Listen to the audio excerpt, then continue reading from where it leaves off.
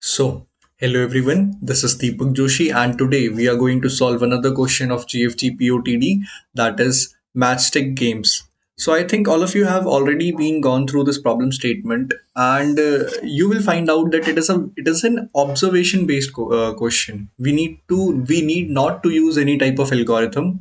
Why I am telling you so? Because here the expected time complexity and the expected auxiliary space is O of 1. Okay, try to figure out what should be the expected what constraints are given first. ठीक है, जब भी कभी question go through करो, question go through होने के बाद constraint सबसे पहले आपके निगाहों में आना चाहिए.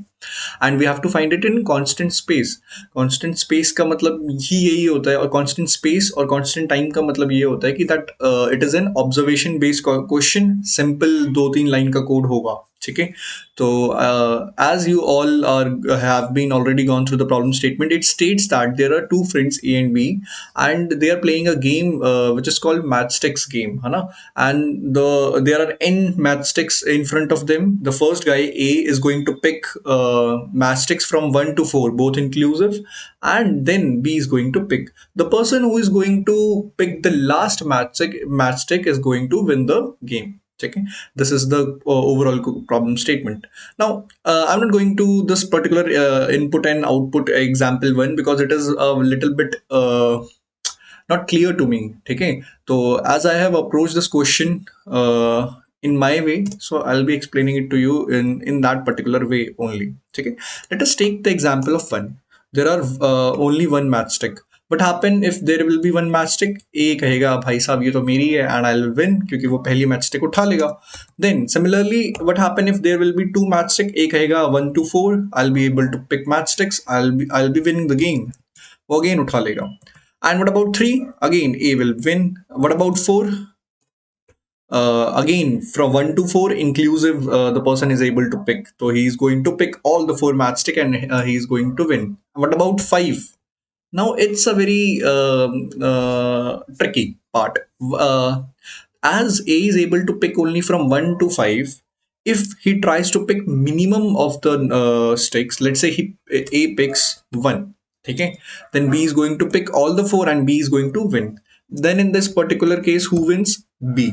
Okay, this is the condition. I'll do it till 15, then you will get a rough idea what I'm talking about to you. Okay, what I'm talking about. Let's take 6. What happened with 6? A is going to pick, let's say, 1. So B will be, oh, you have picked 1. So what I'll try is I'll try to pick a minimum number, so that the number of sticks will be not in the range of 1 to 4.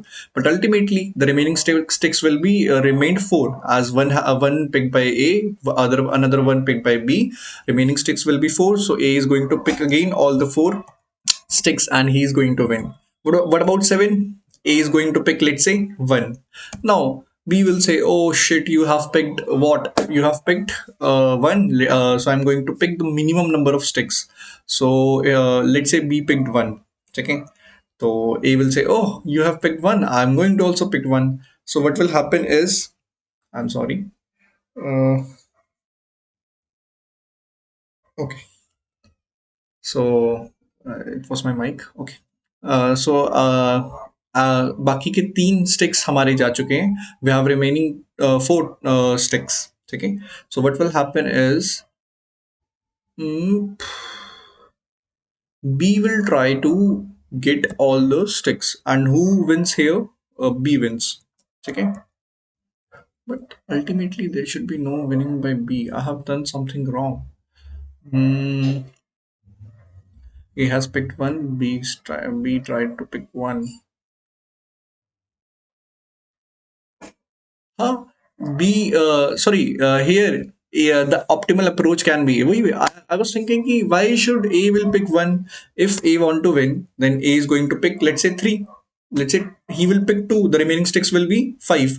So B is going to, let's say, pick 1 minimum. A is going to again pick 4. So the ultimate answer is A. Again, A wins. Okay, A wins. Now, what about, let's say, number of sticks 8? It will be again, A will try to get the number of sticks, so that B cannot win. A will try to get 3 sticks. And what about B? B is going to get let's say 1. ठीक है। तो A will again catch all the remaining 4 sticks and who will win? A. ठीक है। अब आप ये सोच रहे होंगे कि ए पहले 1 1 1 चूज कर रहा था, अब अचानक से 2 3 इंक्रीज कर दिया। अल्टीमेटली हमें ए को जिताना है। हमें ये नहीं पूछा कि वो पाथ क्या लेगा, हमें ये पूछा है कि क्या ए जीतेगा, और अगर जीतेगा तो उसके पास आखिरी में कितनी स्टिक्स वो उठाएगा। तो यहाँ 4, यहाँ 4 रिटर्न, यहाँ 4 रिटर्न। ठीक है। यहाँ तो बी जीत गया 5 वाले केस में, तो यहाँ एज इट इज 1 2 3 4 रिटर्न हो जाएगा। ठीक है। Now if I talk about 9, ठीक है, तो 9 के केस में क्या होगा? ए कहेगा कि मुझे इतने स्टिक्स उठाने हैं कि मैं जस्ट बी के लिए 5 या 5 से ज्यादा स्टिक्स छोड़ सकूं। ठीक है, ताकि बी सारी भी उठा ले तो भी वो जीत ना पाए। तो ए क्या करेगा? ए कहेगा ओके मैं 4 उठा लेता हूँ, तो 5 स्टिक्स बचेंगी। B will try to get all the sticks. Let's say इस बार वो 4 उठा लेता है, लेकिन अभी भी एक बची ना, तो ए 1 उठा लेगा। ठीक है, तो अल्टीमेटली ए जीत गया। Now look at this case closely. If I talk about, there is 10 sticks. So what will happen is, let's say ए क्या करता है? ए 4 स्टिक्स उठा लेता है। ठीक है, कितनी स्टिक्स बची? 6 स्टिक्स बची। अब बी यहाँ पे गेम खेल सकता है। बी कहेगा आह मैं एक ही उठाऊंगा, लो इस बार। तो उसने एक ही उठाई, बची कितनी स्टिक्स? 5। अब ए फंस गया, क्योंकि ए मैक्सिमम भी उठा लेगा तब भी वहां पर रिमेनिंग स्टिक्स बचेगी जो बी उठा ले जाएगा, या मिनिमम भी उठाए। लेट से ए क्या करता है? 1 ही उठाता है, तो बी क्या करेगा? बची हुई 4 उठा लेगा। या फिर लेट से ए क्या करेगा? ए 4 उठा लेगा, तो बी क्या करेगा? रिमेनिंग 1 उठा लेगा। मतलब अल्टीमेटली इस गेम में कौन जीतेगा? बी। कुछ ऑब्जर्व हुआ, कुछ ऑब्जर्व हुआ। थोड़ी सी लंबी बनेगी ये वीडियो, कि 5 and the 5 multiple of 5 are the winner, are won by B, and else all the remaining cases are won by A. ठीक है, let's say 11। ठीक है, एक रैंडम नंबर लेते हैं। Let's take a random number between 11 and 15. I'm not going to explain all the cases. Let us explain 30. ठीक है, and then I'll explain 15 to you. 30, A will take 4, let's say। ठीक है, B will take again 4, 8 हो गए। Then 5 remaining है। अब क्या होगा? अब फंस गया ए। ए कहेगा मैं एक उठाता हूं, तो बी क्या करेगा? 4 उठा लेगा। या फिर अगर मैं 4 उठाता हूं तो बी 1 उठा लेगा। तो अल्टीमेटली नहीं नहीं नहीं नहीं, ए ने बी उठाया। अगेन यहाँ पे जीतने के चांसेस क्या है? ए क्या करेगा? 4 नहीं उठाएगा, वो कहेगा 1 उठा लेता हूँ मैं। बी कहेगा ठीक है मैं 4 उठा लेता हूँ। ठीक है, क्योंकि हमें ए को भी जिताना ना, प्रोबेबिलिटी कि जीत सकता है या नहीं। तो मेरे को दिख रहा है कि जीत सकता है। ठीक है, तो बी 4 हो गया। अब ए क्या करेगा? 4 उठा लेगा। 9 हो गए। ठीक है, तो 9 हो गए तो 3 उठा सकता है, तो वो ये नहीं करेगा, वो 3 उठा लेगा। ठीक है, और बी क्या करेगा? बी कहेगा अब तो मैं फंस गया, क्योंकि 4 हमने 4 + 1 + 3 हमने 8 यूज कर लिए हैं, और रिमेनिंग है हमारे पास 5। तो अगर मैं 1 भी उठाता हूँ तो ए क्या करेगा? रिमेनिंग 4 उठा लेगा। अगर मैं 4 भी उठाता हूँ तो बी ए क्या करेगा? 1 उठा लेगा, एंड अल्टीमेटली हमारा ए ही जीतेगा। ठीक है, सिंपल है, observation based. If I talk about 15 के केस में क्या होगा? देखो 15 का केस इंटरेस्टिंग है। यहाँ पे कुछ भी कर लो भाई साहब, ए जीत ही नहीं सकता। कुछ भी तिगड़म आप लगा लीजिए। ए 1 उठाया, बी ने लेट से 4 उठाया, ए ने फिर हमारा 1 उठाया, कितने हो गए? 6 हो गए। फिर बी क्या कहेगा? मैं 4 उठा लेता हूँ। ठीक है, 10 हो गए। तो फिर अब हमारा ए कहेगा ठीक है मैं आपकी बार 4 उठाता हूँ, तो बी कहेगा मैं 1 उठा लूंगा। कुछ भी आप रैंडम परम्यूटेशन कॉम्बिनेशन सोचेंगे, हर केस में बी जीतता हुआ नजर आएगा। तो मुझे यहाँ से ऑब्जर्वेशन क्या मिली कि अगर हमारा, ठीक है, देखो मेरे को सिंपल दिख रहा है कि अगर मेरा जो n है, ठीक है, वो 5 का मल्टीपल है, मीन्स n मॉड्यूलो 5 अगर 0 आता है, तो उस केस में a तो नहीं जीतेगा। तो उस केस में हमें रिटर्न कराना है -1, b जीतेगा ऑफ कोर्स। और एल्स केस में हम क्या रिटर्न कराएंगे? हम ये रिटर्न कराएंगे कि देखो तुम ये ऑब्जर्व करो ना, आखिरी कितनी स्टिक्स उठाई ए ने? हमेशा जब भी ए जीता है वो उसने उठाई है। ठीक है, इसको मिनिमम से भी अगर उठा सको तो ए 1 स्टार्ट कर दो।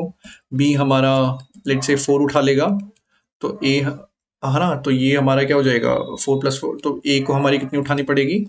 4। तो ये हमारा ओवरऑल है। तो इस तरीके से अगर आप देखें तो हमेशा उसने लास्ट स्टिक्स उतनी ही उठाने की कोशिश करी है जितनी हमारी। लेट से अगर यहाँ पे 2 उठाता ए, ये हमारा 2 उठाता, या लेट से यहाँ पे हमारे 1 उठाई जाती, ठीक है, और यहाँ 2 उठाई जाती। जीतने के तो काफी तरीके हैं, इनमें काफी सारी चीजें आ सकती हैं। ठीक है, तो उसमें कोई डाउट नहीं होना चाहिए। 3 और यहाँ पे 4, तो आखिरी में 4 उठाई। मैं तो बस सेटल करके दिखा रहा हूँ आपको कि हाँ ये परम्यूटेशन कॉम्बिनेशन भी एग्जिस्ट कर सकते हैं। जैसे इस केस में देखो, इस केस में मुझे जो लाना है मैं वो ला के दिखा दूंगा। ठीक है, इसमें ऐसी कोई दिक्कत वाली बात नहीं है। तो मान लो उसने पहले 4 उठा लिया, तो बी 1 उठाएगा, एंड ए को फिर 1 उठाना पड़ेगा। देखो यहाँ पे 1 उठा रहे हैं, देन बी जीत गया। ठीक है, तो हमारे सारे केसेस सेटल्ड हैं, ये वाला नहीं है। तो मान लो स्टार्टिंग में उसने 4 उठाए, तो आखिरी में उसे 3 उठाने पड़ेंगे। ठीक है। तो हर केस में दिख रहा है हमें 8 मॉड्यूलो 5 3 रिटर्न हुआ, 7 मॉड्यूलो इस वाले को हमें रीअरेंज करना पड़ेगा। लेट्स से यहाँ पे बी 2 उठाते हैं, तो यहाँ पे लेट्स से यहाँ पे बी 4 उठाते हैं, 4+1 इज 5, तो यहाँ पे ए को 2 उठाना पड़ेगा ऑफ कोर्स, है ना। तो देख रहे हो आप यहाँ पे कि मॉड्यूलो के हिसाब से काम जो हो रहा है, 7 मॉड्यूलो 2 5 2, परमुटेशन कॉम्बिनेशन बहुत सारे हैं, लेकिन अब मुझे एक ऐसा रास्ता निकालना है जिसमें सब सेटिस्फाई हो जाए। तो इसीलिए मैं यहाँ पे थोड़ा ये तेड़म लगा रहा हूँ कि मैं यहाँ पे रिटर्न करा रहा हूँ किसको, n मॉड्यूलो 5 को, ठीक है। क्योंकि मेरे को दिख रहा है ना, मैं हर केस ऐसा बना सकता हूँ जिसमें एक एंड में उतने ही उठाए। देखो इसके इसमें भी हम गेम कर सकते हैं, यहाँ पे 1 उठा लिया मान लो उसने, तो आखिरी में कितने उठाएगा, 3। सिंपल है ना। तो ये हम कर सकते हैं कि परमुटेशन कॉम्बिनेशन अलग अलग बनेंगे, लेकिन हमें ये कॉमन ऑब्जर्वेशन सब में नजर आ रही है कि एट द एंड जो हमारा मॉड्यूलो 5 है वही हम रिटर्न कर सकते हैं। तो मैं इसको कंपाइल एंड रन करता हूँ, ठीक है। काफी ज्यादा हैवी हो गया ये, हैवी तो नहीं, इजी था। तो ये सबमिट हो गया है हमारा, ठीक है। आई होप क्लियर हुआ होगा आप लोगों को।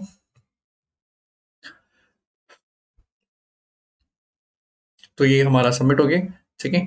तो मुझसे one of my friend has suggested me कि I should share my readings also with you.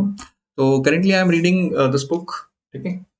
तो if anybody wants to read it, तुम्हारी औकात क्या है, बाय पीयूष मिश्रा, ठीक है। काफ़ी सुंदर किताब है। तो फिर मिलेंगे किसी और वीडियो में, अगर आपको ये अच्छा लगा है तो, ठीक है। और अगर कोई डाउट है, अगर आप नहीं समझ में आया है, तो प्लीज़ कमेंट करना, मैं कोशिश करूँगा बहुत अच्छे से आपको वहाँ पे भी समझाने की, ठीक है। और अगर कोई ऐसा क्वेश्चन है जो आप चाहते हैं कि मैं सॉल्व करूँ, तो वो भी आप नीचे शेयर कर सकते हैं, ठीक है। मेल मत करना, यहाँ कमेंट में शेयर कर देना please. Bye bye, take care.